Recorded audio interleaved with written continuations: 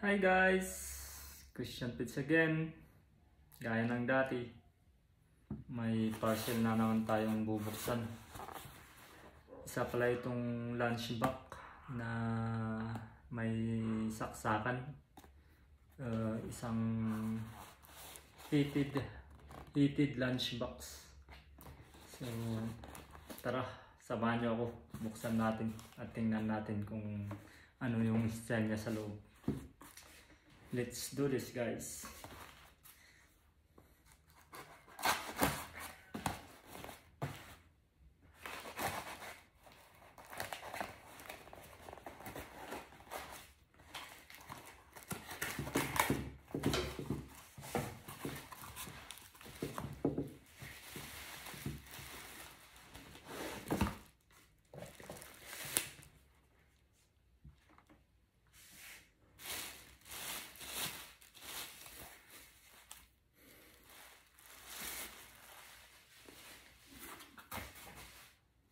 So, yan ang dati, may manual instruction siya.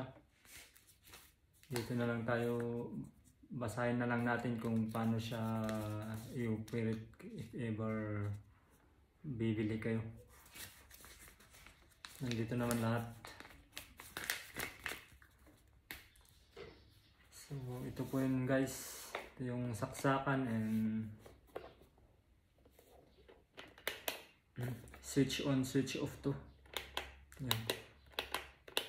And then may lead light siya.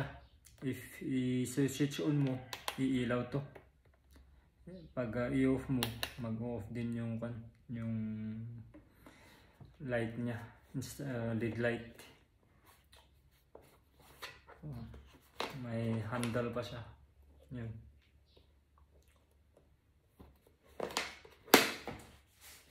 Tignan natin sa loob. Ayun, dito pala sa side yung bukasan. Pag nilalak yun. Charan!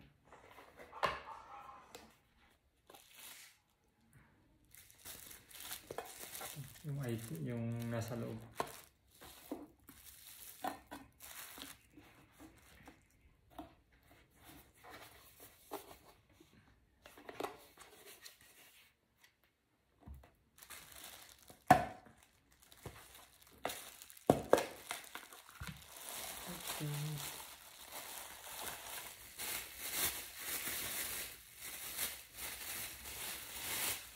Yung cord yung gagamitin dito.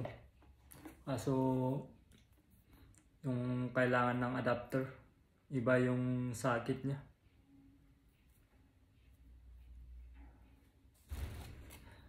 Ito po yung socket niya, flat, iba, kaya kailangan ng adapter.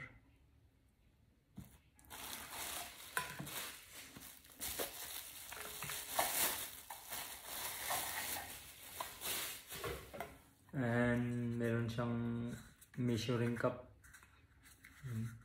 Hindi ko sure kung saan to ginagamit, bakit may ganito. And ito yung takip.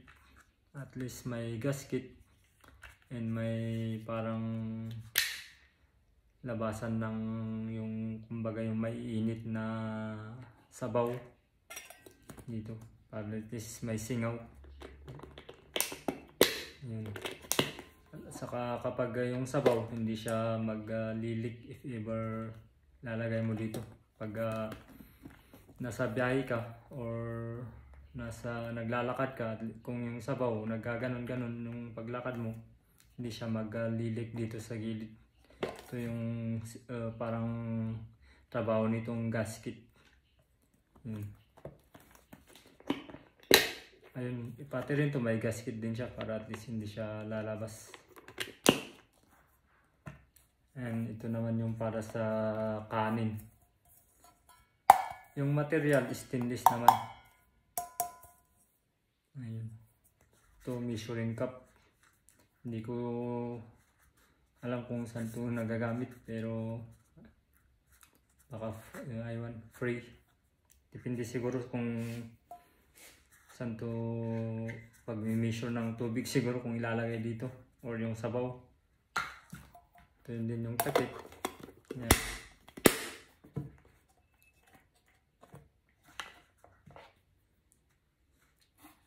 Socket cord. Yan. Okay, yan. Switch on, switch off. Yan.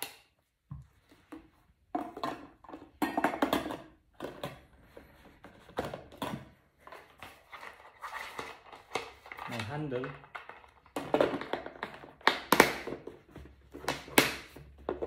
Okay.